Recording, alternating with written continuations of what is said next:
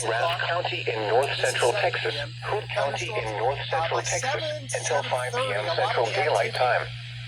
At 4:18 p.m. Central Daylight Time, a severe thunderstorm was located near Stephenville, moving northeast at 35 miles per hour.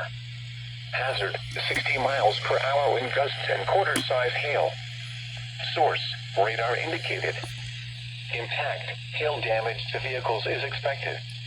Expect wind damage to roofs, siding, and trees. This severe thunderstorm will be near Bluffdale around 4:30 p.m. Central Daylight Time.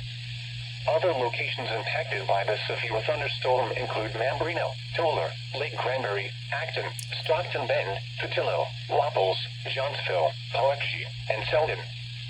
For your protection, get inside a sturdy structure and stay away from windows.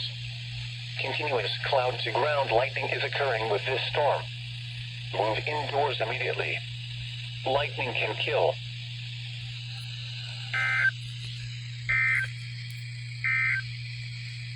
The current time is 4:20 p.m.